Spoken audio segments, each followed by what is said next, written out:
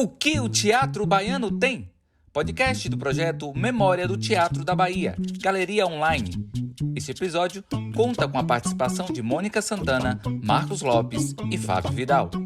O projeto tem apoio financeiro do Estado da Bahia, através da Secretaria de Cultura e da Fundação Cultural do Estado da Bahia, Programa Aldir Blanc Bahia, via Lei Aldir Blanc, direcionada pela Secretaria Especial de Cultura do Ministério do Turismo, Governo Federal.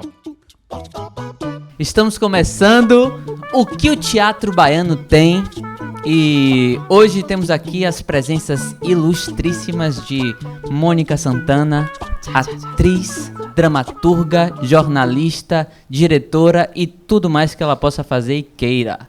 Uau. Temos aqui também o maravilhoso, magnânimo Fábio Vidal, ele que é ator, diretor, dramaturgo, produtor e tudo mais que ele queira e possa fazer. Eu estou aqui nesse meio de campo mediando, eu sou o Marcos Lopes, sou um mero mediador. Então, vamos que vamos, minha gente. Primeiro, apresentar um pouquinho da trajetória de vocês, né, no teatro. Como é que vocês chegaram ao teatro?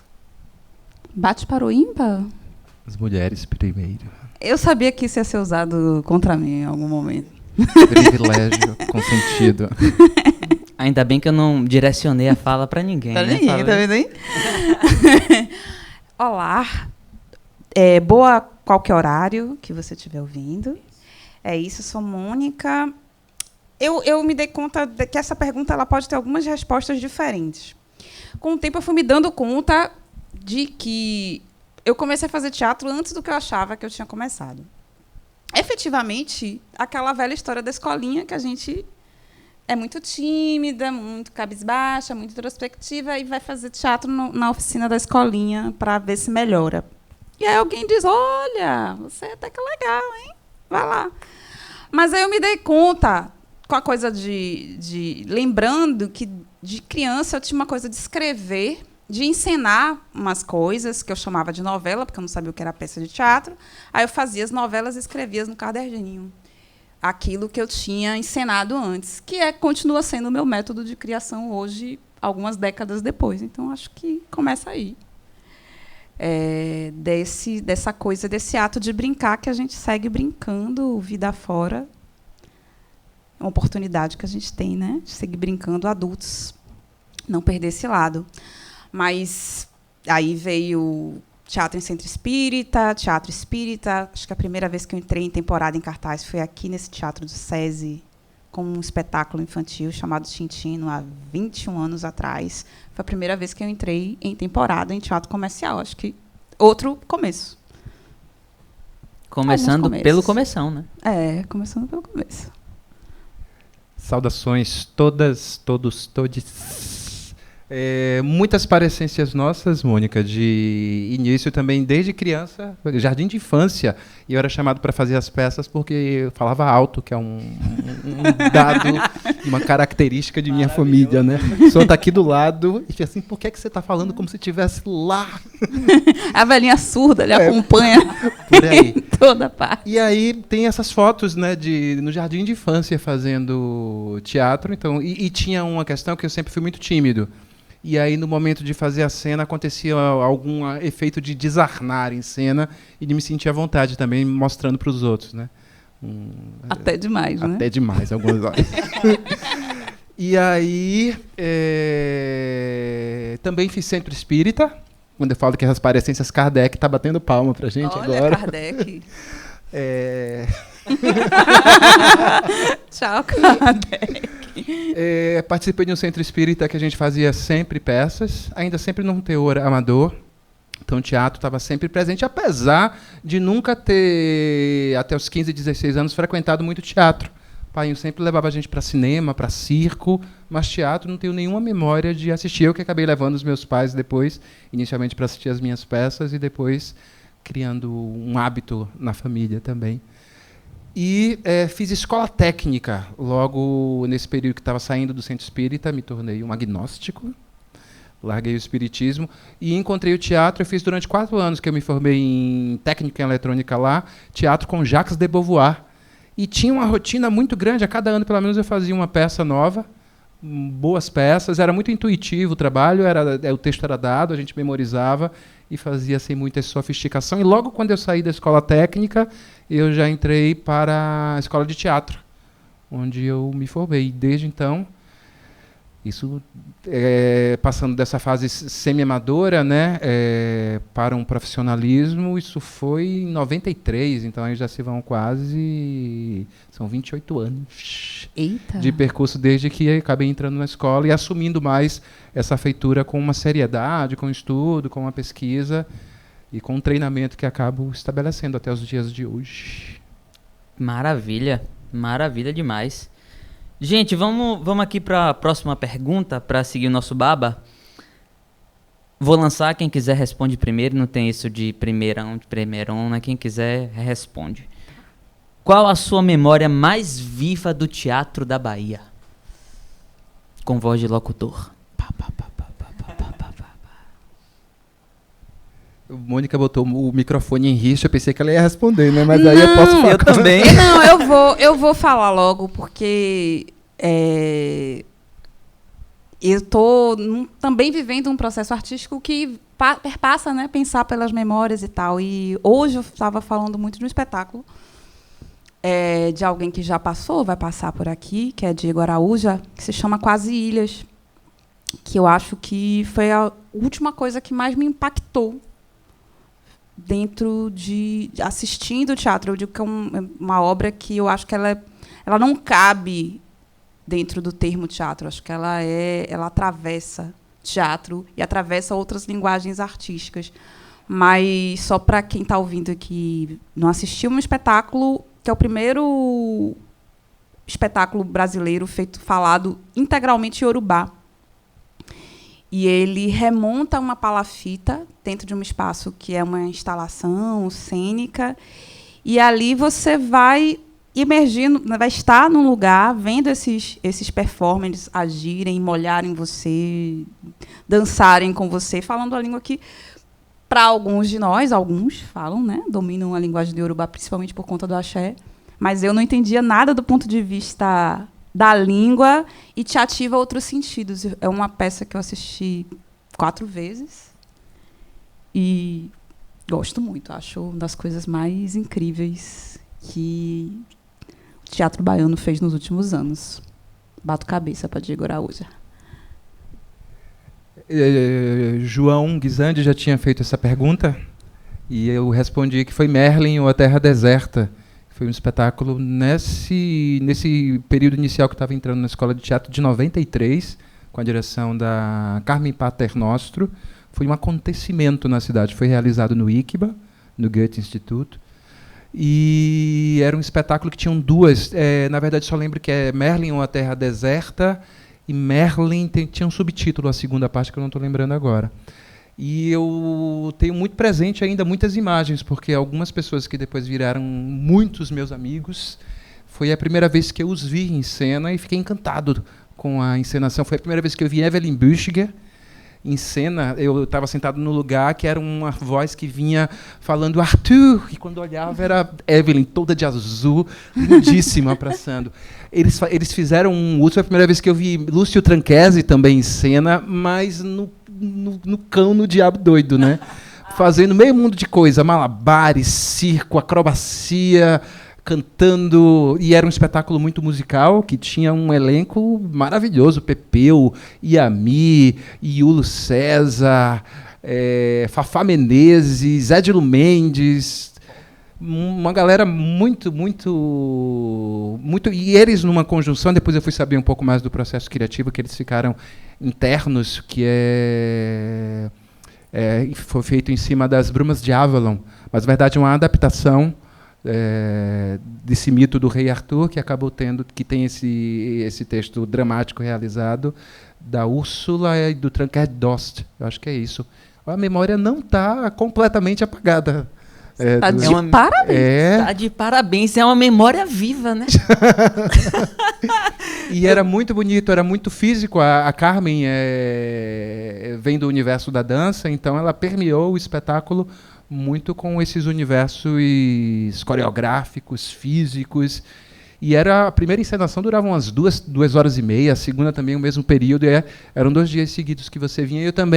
Eu acho que assisti cada uma das partes 2 vezes, pelo menos. Então, acaba empatando com as vezes que Mônica voltou para assistir Quase Ilhas. Pois é, eu fiquei aqui rindo porque uma outra etapa desse projeto é uma leitura dramatizada, né, de um texto que João Guizanti fez a adaptação, mas que é de memórias de várias pessoas, né? Acho que vocês devem estar sabendo. Quem está ouvindo não, mas vocês que estão aqui comigo devem saber.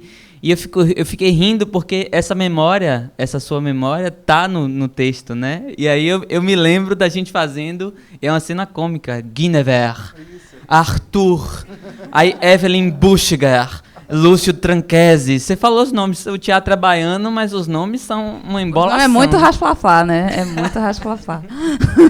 É uma mistura aqui. É muito europeu tudo, né? É muito europeu, gente. Pois é. Enfim, minha gente. Aqui é a próxima pergunta do nosso podcast. O teatro baiano existe? Existe. Tem uma marca muito clara. Eu transitando, eu viajava muito. Antes de tudo isso. Né? Antes de tudo isso.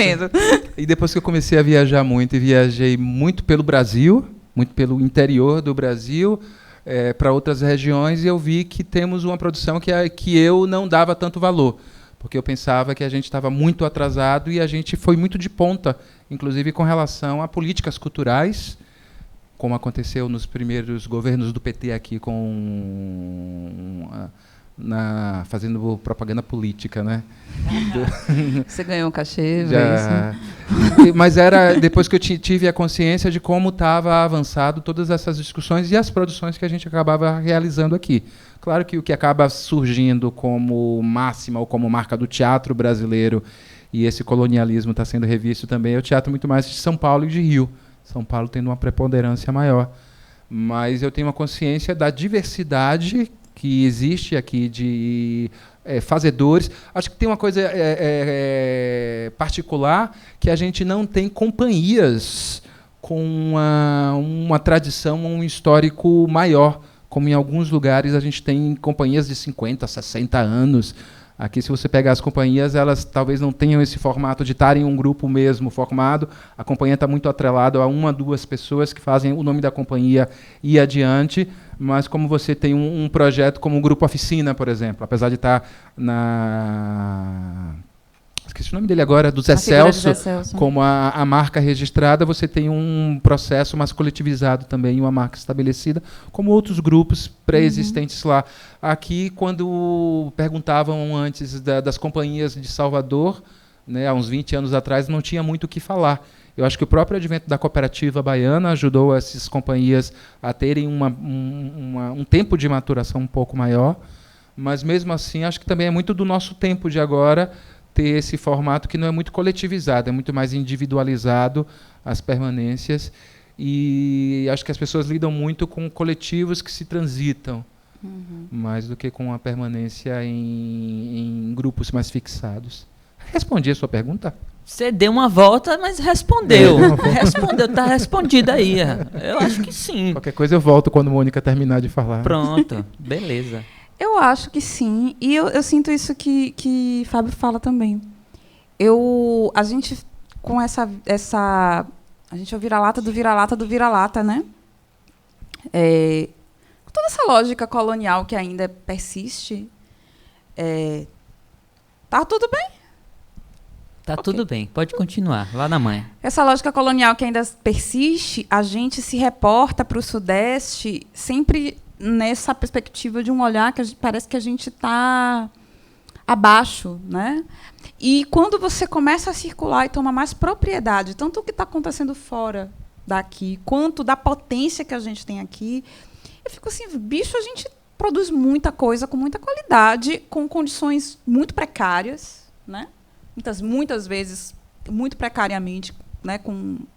Mesmo a gente tendo tido, né, nesses últimos 12, 13, 15 anos de políticas públicas, eu acho que gerou a possibilidade de ter uma pulverização de acesso a recursos, o que permitiu alguns avanços, por um lado, mas, por outro lado, a gente faz com muitas dificuldades financeiras. A gente não tem acesso aos recursos que as montagens do Sudeste têm acesso, né?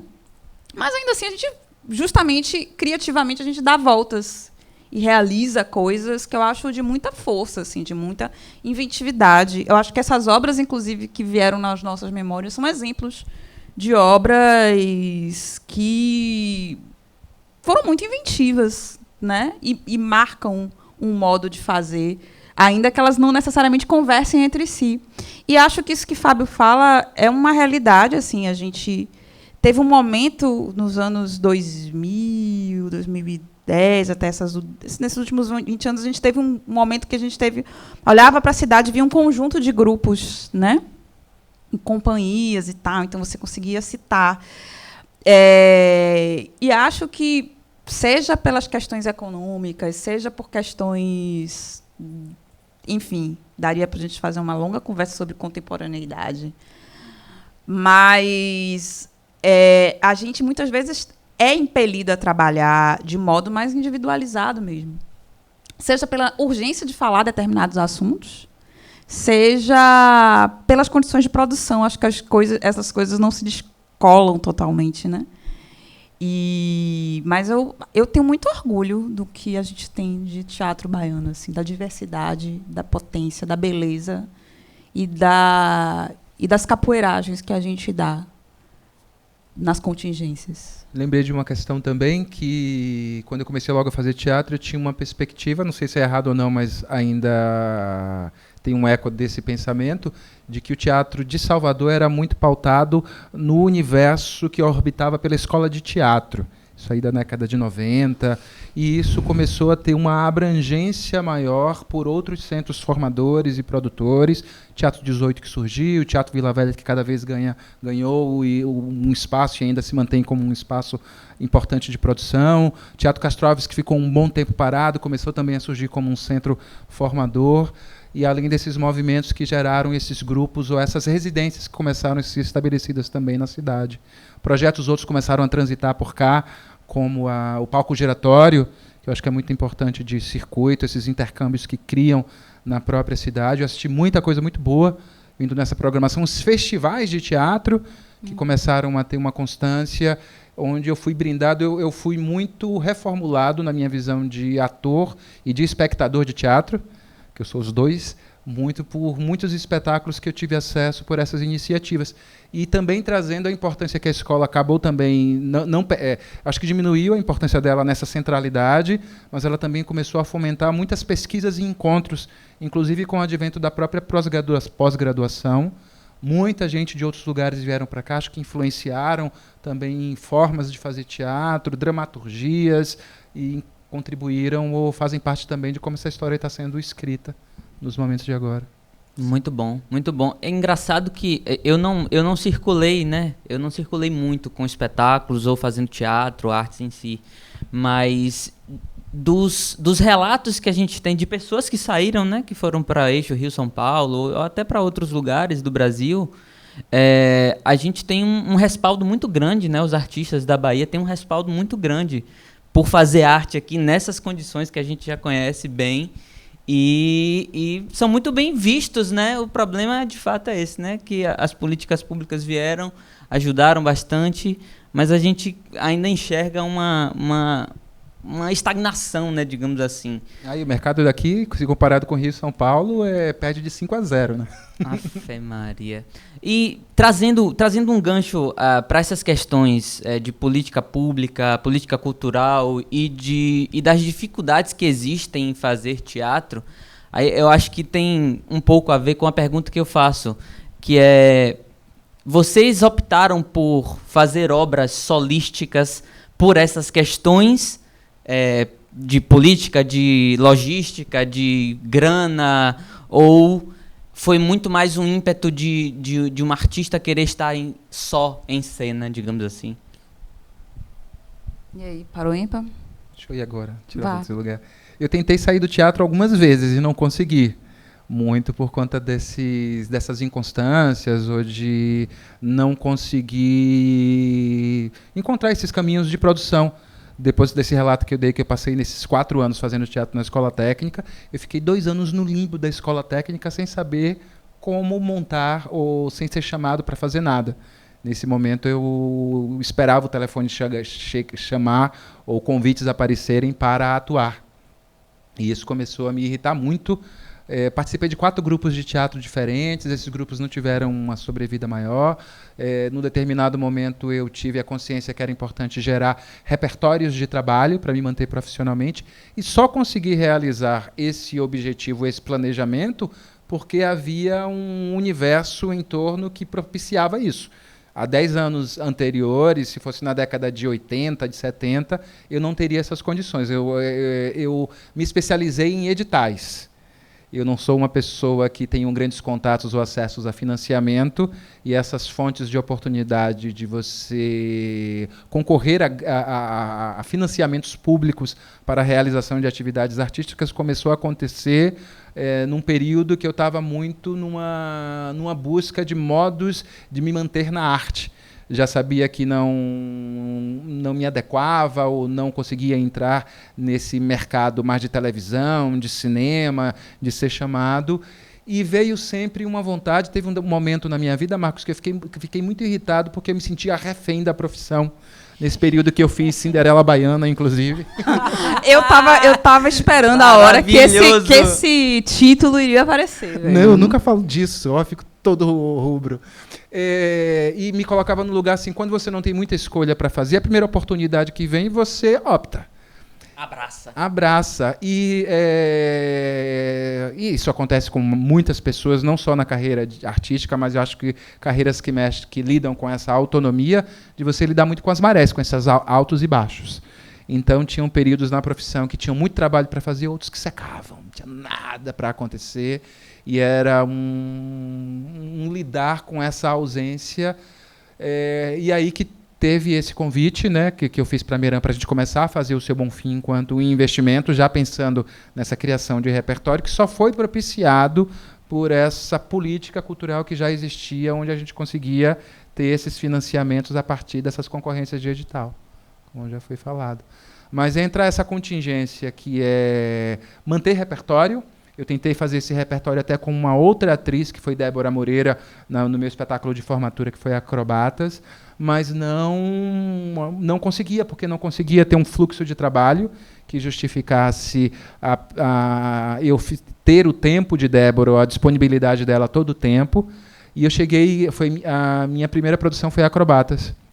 Cheguei a fechar apresentações, viagem, e não poder continuar com esses planejamentos, porque Débora não tinha agenda, tinham outras atividades para ser realizadas. Então, comecei a ficar muito irritado com esse correr atrás e não conseguir nesses esforços. Aí que eu decidi fazer meu juramento Scarlett O'Hara.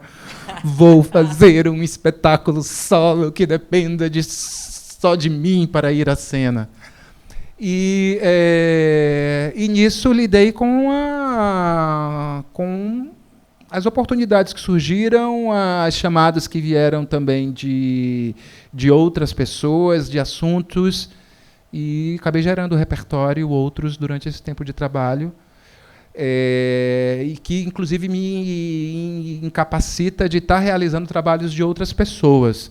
Depois de algum tempo, por exemplo, eu fui fazer um espetáculo que foi o Salmo 91 com o Djalma Turler, e o Ateliê Voador, mas eu já cheguei dizendo muito claramente, me comprometo a fazer a primeira temporada de estreia, depois eu não sei, porque depois eu tenho que articular os trabalhos que me mantêm, né, que são esses repertórios e a circulação desse repertório. Aí, lidando com esses movimentos, acabei me especializando nesse universo solístico. Então, eu lembro quando eu não concluí o curso de interpretação, né? Eu tinha terminado jornalismo e entrei em interpretação. E essa ficha me caiu, eu lembro de uma aula, eu fazia uma oficina que a gente que tinha lá na época com os Gideon Rosa. Era uma oficina de leitura dramática. E eu lembro que chegou um texto, não lembro que texto era, eu acho que era de Shakespeare, E aí eu lembro que quando eu vi o texto, eu já pensei, já montei na minha cabeça quem ia ser o quê. Eu já sabia quem ia ser o quê, e foi exatamente aquilo que eu tinha já pressuposto.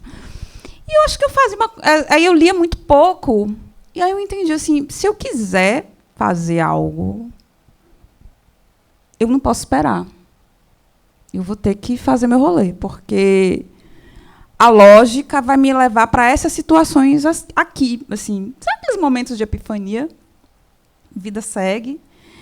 E um belo dia, eu vi um cartaz, eu assisti Seu Bonfim, e eu lembro que eu fiquei muito impactada com assistir Seu Bonfim, eu lembro que eu fiquei uau. E eu lembro que eu fiquei uau com essas camadas de assinatura de Fábio, que tem em Seu Bonfim. Então, quando o Fábio lançou, em 2004... um curso, foi a primeira vez que Fábio fez curso de atuantes e solo. Eu lembro que eu vi isso e eu disse, é isso aqui. É isso aqui que eu tenho que fazer. Porque eu tinha já esse ímpeto que eu falei, eu já escrevia e eu fazia minhas paradas em casa e às vezes até do ambiente espírita, então eu sempre fazia coisas. Eu via que eu tinha mais gosto em falar um texto meu do que falar os textos de outras pessoas. Então, eu lembro que no primeiro curso de Fábio que eu fiz, eu me sentia muito confortável. Eu via meus colegas, às vezes, né, sentindo com muita dificuldade com isso dessas camadas de assinatura. E eu lembro que, para mim, era confortável. Eu, hoje, inclusive, tenho um entendimento que é mais confortável para mim do que estar sendo dirigida por outra pessoa. Não que eu seja uma pessoa intratável. Eu não sou uma pessoa intratável. Eu sou uma pessoa ótima. Não, tenho consciência disso. Eu sou uma pessoa ótima. Mas, para mim, é muito fluido. É muito confortável criativamente. Então, muito sinceramente, eu entendi isso. Eu entendi que, do ponto de vista racial, mesmo, em 2003, 2004, que era o período que eu estava na escola de teatro, saí da graduação em 2005, não terminei. Depois voltei para mestrado e doutorado, onde eu estou. Mas ali eu entendi que se eu não fizesse assim, não ia rolar. E, muito sinceramente, se eu não fizesse assim, não teria rolado. Assim, eu ia ficar nesse lugar muito de vez em quando. Durante um período X, eu fiz parte do Vila Vox, que é um grupo importante, ativo na cidade. Mas chegou um dado momento do Vila Vox que eu percebi isso, assim, que tipo, não era massa estar com aquelas pessoas, mas me interessava, me instigava mais, e eu sabia que eu teria mais potência, eu exerceria mais minha potência trabalhando sozinha. E nisso eu segui para os meus trabalhos, né? Fiz das várias vezes que eu fiz aula com o Fábio, eu tive um primeiro solo, que é Aprendizagem, no qual eu pesquisava o universo de Clarice Lispector, que eu trabalhei no mestrado. Depois veio Isto na Mulata e Sobretudo Amor.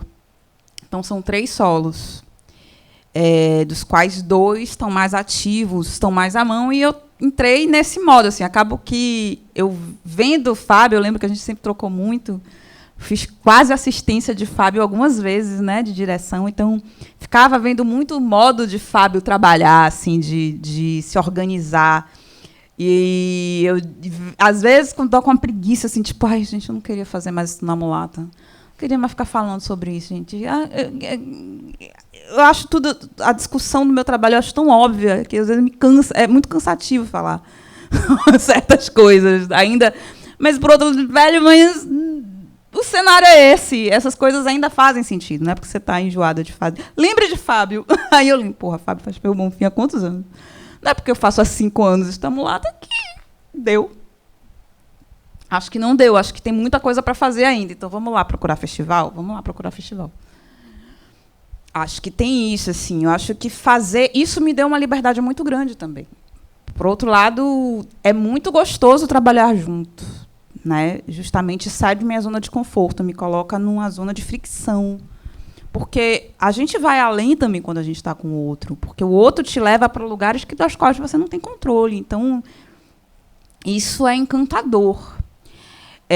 Mas, por outro lado, saber que eu posso, saber que há percursos, saber que há possibilidades, que eu não preciso ficar esperando alguém lembrar de mim para fazer um personagem assim assado, eu acho que isso me dá uma liberdade muito grande de dizer, eu posso, a hora que eu quiser, eu vou e faço. Seja lá nas condições que forem, que talvez não sejam as melhores. Mas eu acho que isso dá liberdade, assim. O que é mais fácil, fazer solo ou fazer em grupo? Os dois são duas possibilidades, dependendo do projeto. Dependendo do projeto do orçamento. Mas duas coisas que não falei na resposta anterior, e já também respondendo a essa urgência artística que está atrelado também a essa feitura, é algo que eu sempre coloco para as pessoas que acabam orientando também, mas que aplico a mim. O que é que você quer falar para as pessoas? O que é que te mobiliza enquanto cidadão, enquanto ser humano, enquanto homem, enquanto soteropolitano, artista? O que é que você quer trazer de discurso? E eu sou muito criativo e eu vi nessa possibilidade de propor os meus próprios projetos, que aí é a segunda questão, que é essa autonomia, um processo bem possível e que acho que é minha própria razão de existir. Que eu acho que essa profissão é uma atividade, é uma escolha de vida. É o meu karma fazer isso, tanto que eu tentei sair desse lugar e não consegui, mas é desinteressado, lida com outras energias que não o retorno financeiro. Acho que na resposta que eu dei ficou muito pragmático tudo, né? Mas tem um fator que ele é simbólico e que lida com outras esferas desse duplo da vida que nos habita, que eu acho que nesse ritual que acaba sendo o lugar do teatro, os espetáculos com essa autonomia criativa são argumentos ou são estatutos ou expressividades de questões pessoais que quero estabelecer no mundo, é a minha marca. Então são como filhos essas produções. E você perguntou, por último, se é mais difícil. E esse trabalho solístico foi o primeiro momento onde eu tive uma ação mais coletivizada. Eu tenho uma plena consciência que nos espetáculos que eu fazia parte de elencos, e já fiz alguns, eu ficava muito no métier dos atores.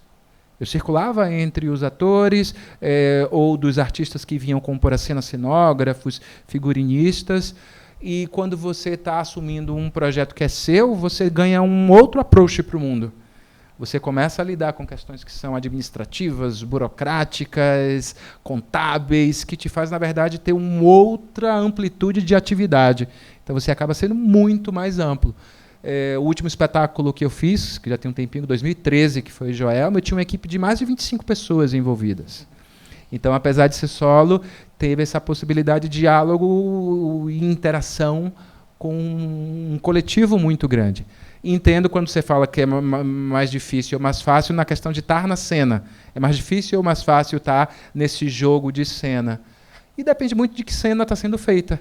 Eu acho que tem cenas coletivas que você consegue uma interação bem boa, outras que são mais dificultosas, do mesmo jeito que você pode ter solos que você se solte, outros que você fique mais travado e não consiga ter você com você mesmo, ter um jogo de cena ou um encaminhamento da visão do espectador, né, que está todo pautado em você o tempo inteiro. Eu acho que é uma outra responsabilidade que você tem, porque é o tempo inteiro você como usina da cena.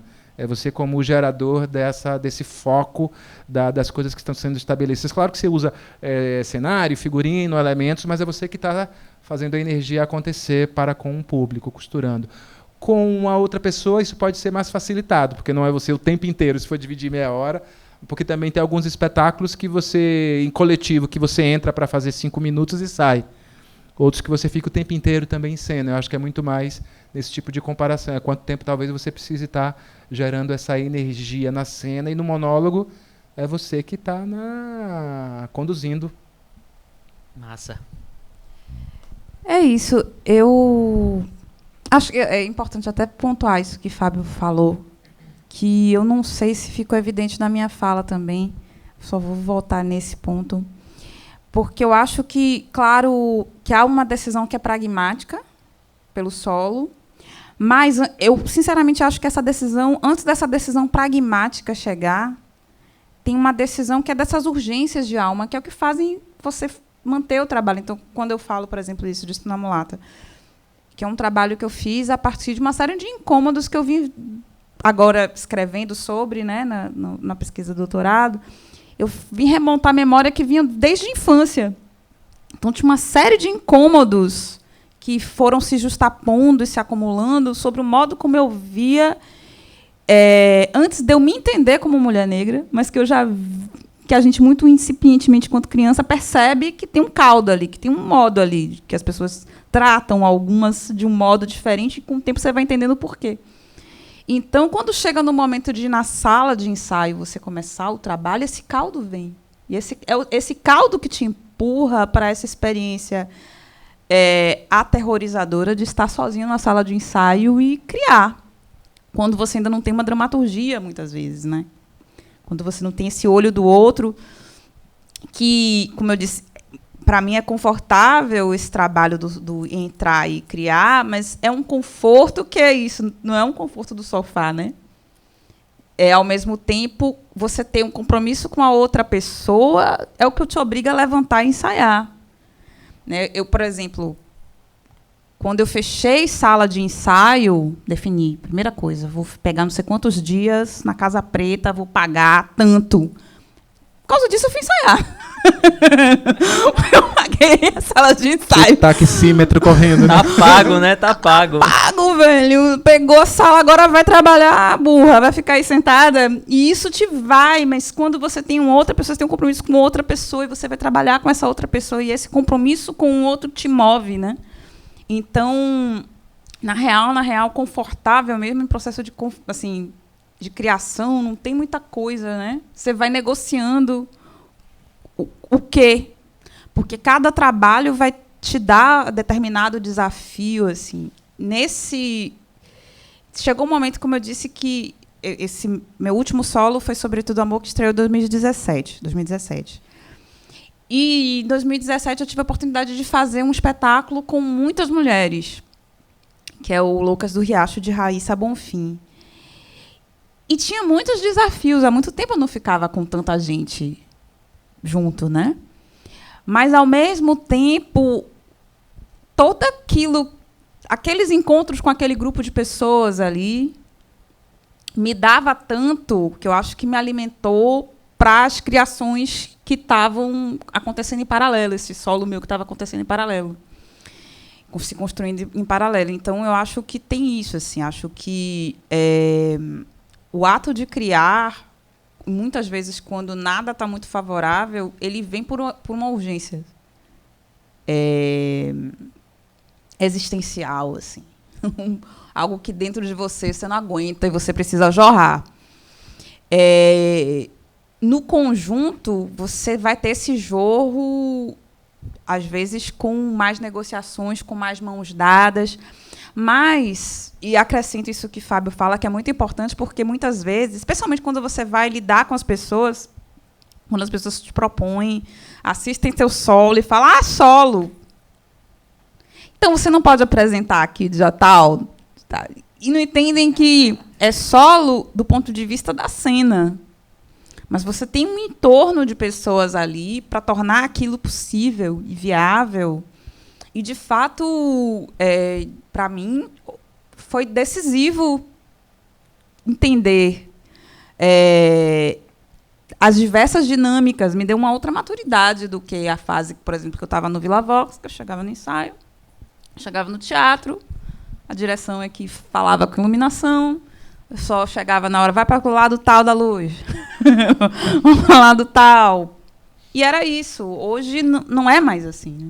Hoje tem uma outra propriedade do fazer teatral que me torna uma pessoa de teatro de um modo mais completo do que eu era uma atriz, que com isso eu não estou diminuindo o fazer de uma atriz, de um ator.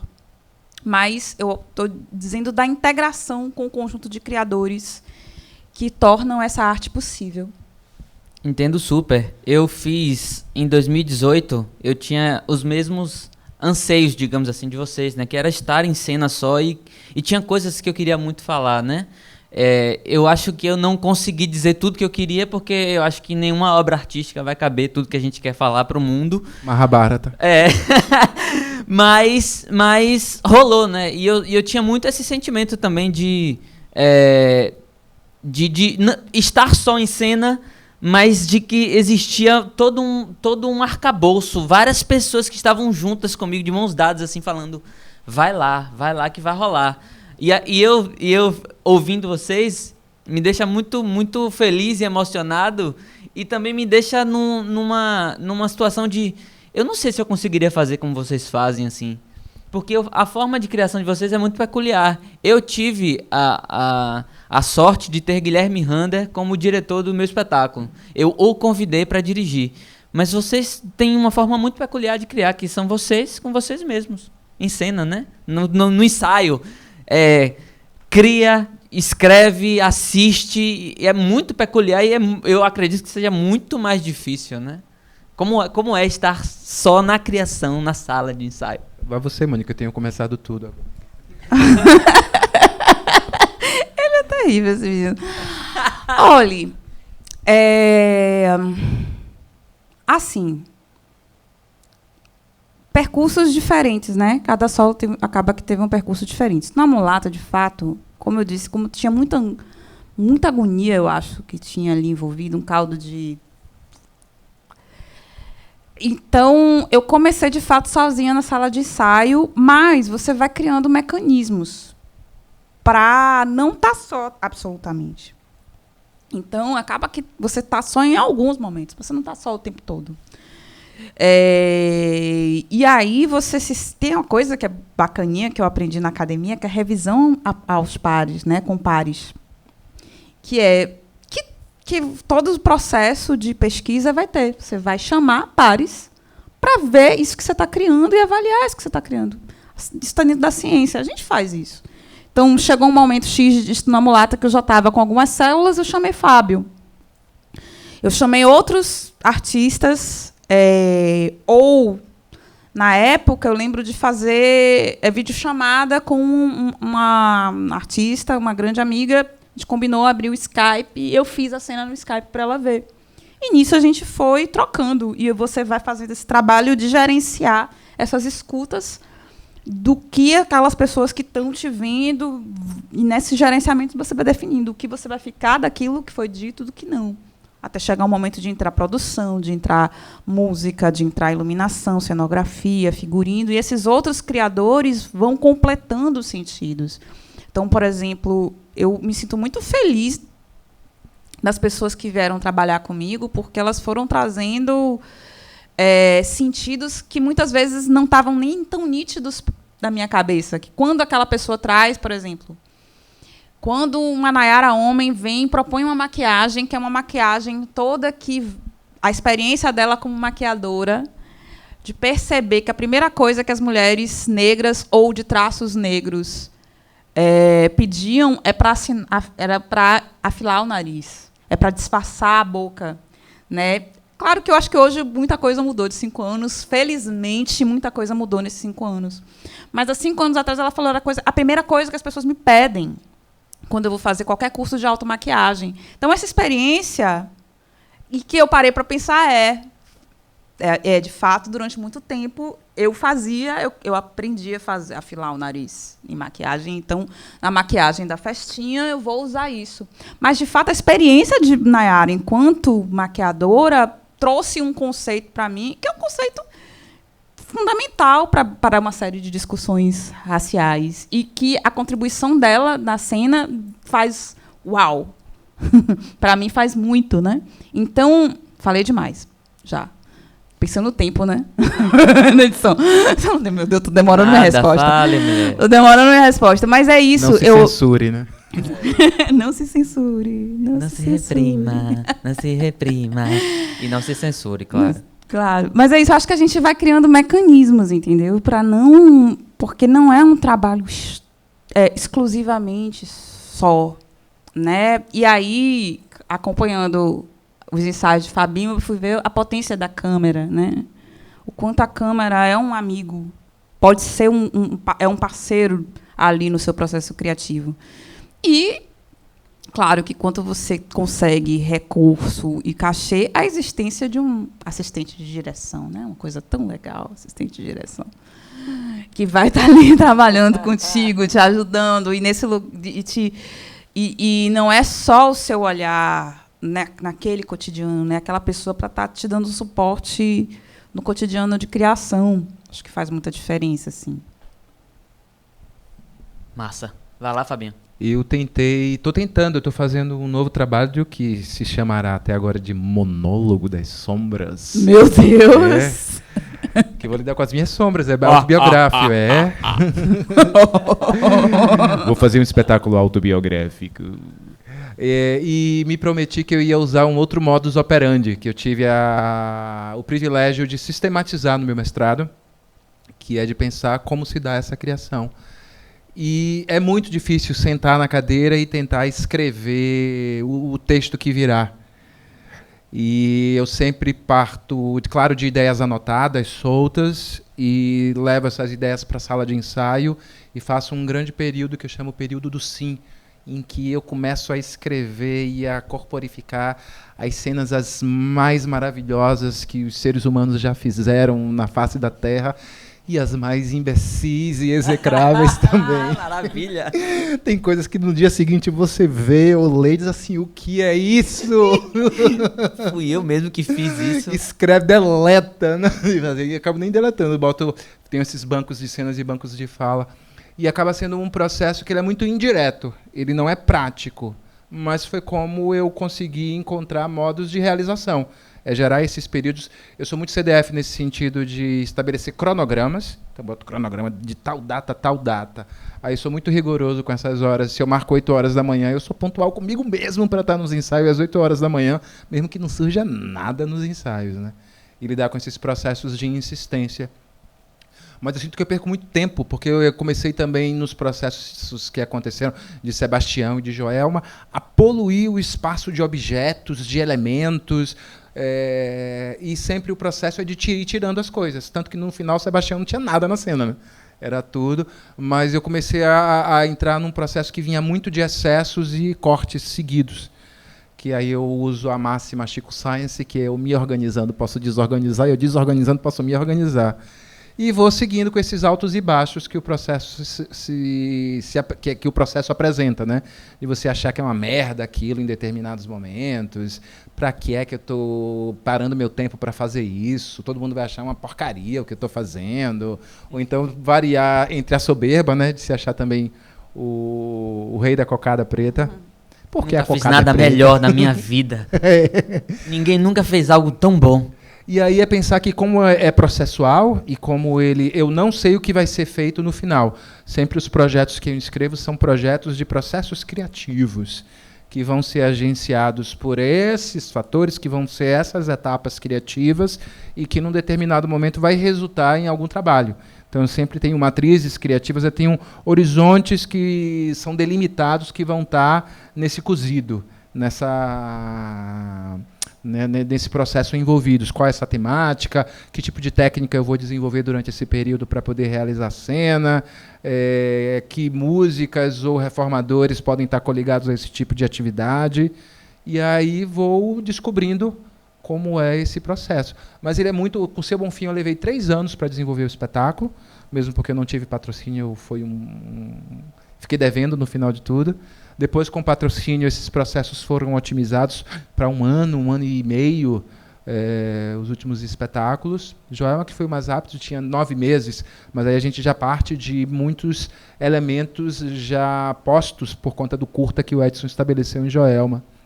E também com uma estrutura que foi muito mais confortável também, né? Tivemos patrocínio em 2013 para gerar Joelma, e foi bem tranquilo a realização dela nesse sentido, e de estar dividindo essa direção também com Edson. Mas mesmo assim, com Edson como diretor, tinha alguns momentos que eu pedia para ele não ir nos ensaios, porque eu me sentia travado em algumas improvisações que eu sempre faço no início de processo, essas que são do melhor e do pior da humanidade, que eu me sentia fazendo para ele, e não fazendo por fazer com uma liberdade maior, mas sempre nesse pensamento de que eu dirijo também os espetáculos. Então tem essa parte de eu enquanto improvisador, que é criando estofo e elementos para a dramaturgia, e parando num determinado para assistir tudo e gerar esses apontamentos nesses bancos de falas, bancos de cena.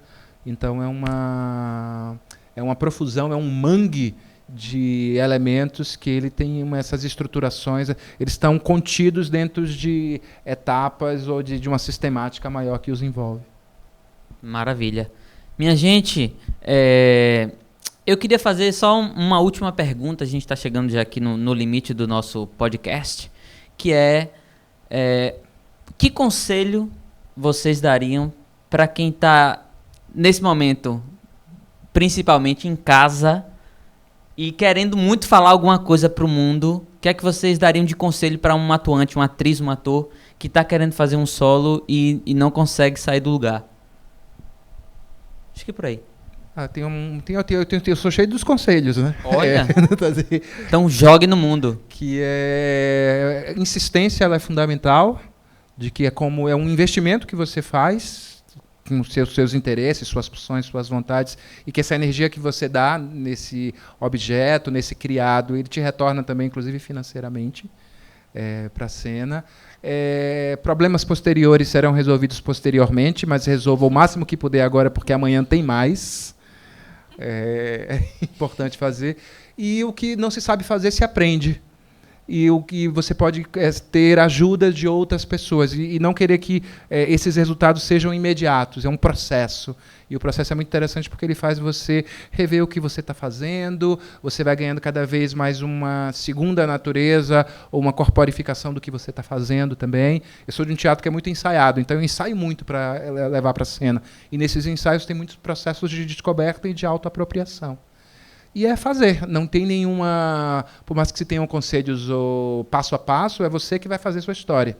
Então, comece logo agora, porque depois vai estar um dia atrasado, né? Então, já dar start nesse projeto, que é um projeto artístico, de vida, e que terá seus resultados. Relembrando a citação que você fez de Chico Science, um passo à frente, você não estará mais no mesmo lugar. Opa! Boa, hein? Pronto. Vai lá, Maniquete. Olha, eu acho que a porta do quarto fechada, fecha a porta do quarto e deixa fluir ali, sabe? Acho que pode ser um lugar de começo, assim. Deixar fluir, fala só, dança, movimenta, usar esse espaço da casa. Claro que muitas vezes as pessoas não estão em circunstâncias que ainda assim esse quarto é dividido, né?